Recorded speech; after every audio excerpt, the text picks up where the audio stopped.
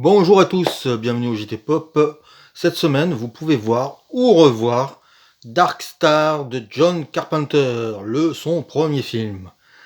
Alors, comme je disais dans une vidéo précédente, j'imagine qu'il y a une rétrospective ou que les distributeurs des films de Carpenter qui sortent actuellement en salle, parce qu'il y en a 5, surfent sur le fait que la 7ème obsession a fait un numéro spécial sur Big John. Donc, 5 films ressort, donc Fog, New York 1997, et là j'ai des trous, Dark Star, Invasion Los Angeles et Le Prince des Ténèbres. Voilà, oh, excusez-moi, c'est revenu. Mon cerveau est lent et un peu du mal à être irrigué. Dark Star est son premier film.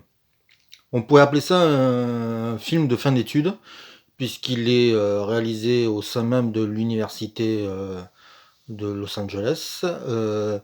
C'est un film intéressant, c'est pas un grand film, mais c'est un film intéressant, et je vais essayer de vous dire pourquoi. Donc, Dark Star, est-ce que on voit, j'ai mis le DVD, le Blu-ray quelque part, voilà. On va essayer de faire un vive les effets spéciaux. Donc voilà, Dark Star, c'est un film de SF tourné avec zéro sous, mais avec plein d'idées.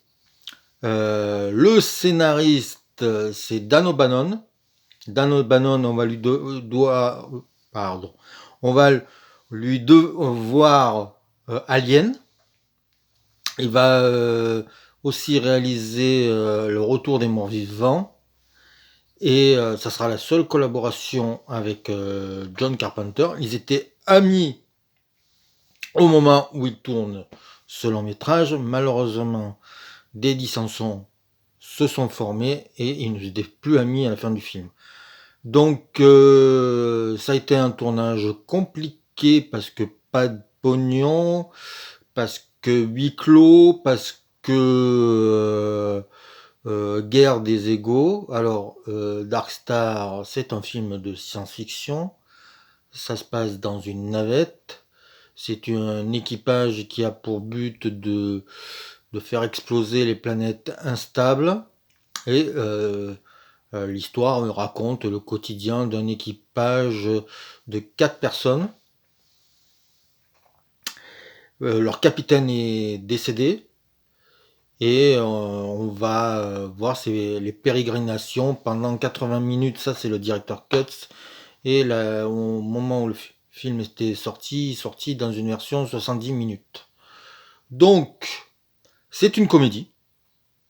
C'est une comédie qui parodie gentiment 2001 l'Odyssée de l'espace. On est dans les rapports entre un ordinateur et l'équipage. On est aussi dans le quotidien où en fait on se rend compte que les astronautes s'emmerdent beaucoup.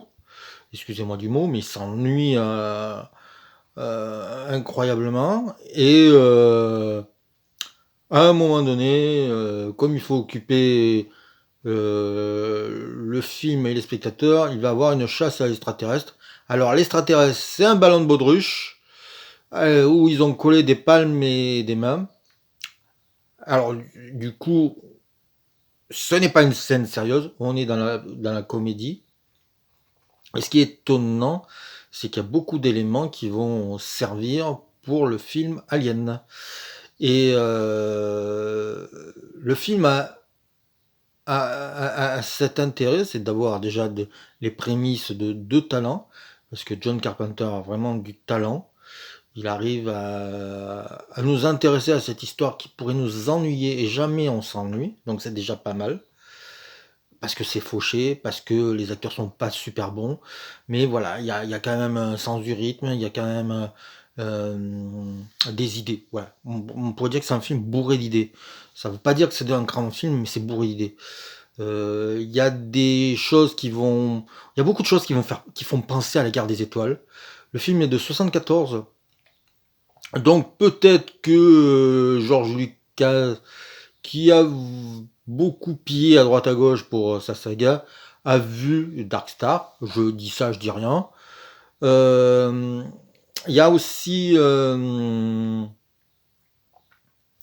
oui, il y a beaucoup d'inventivité. Il y a déjà la musique. La musique est signée John Carpenter. Elle est électronique.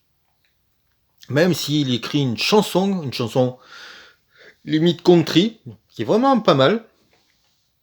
Mais bon, voilà. Sinon, vous pouvez voir ou revoir ce film en salle. Allez-y si vous êtes courageux. Moi, franchement, je ferai pas l'effort parce que c'est quand même potache, c'est quand même pas terrible en termes de scénario, en termes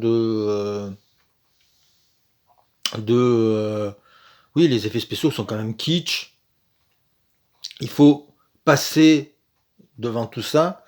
Avec un Blu-ray, ça passe, parce qu'il déjà il y a des bonus et que les bonus expliquent comment a été construit. Et moi, je pense que la genèse du film est beaucoup plus intéressante que le film lui-même. Mais bon, si vous pouvez le voir en salle, allez-y, hein, ne vous gênez pas.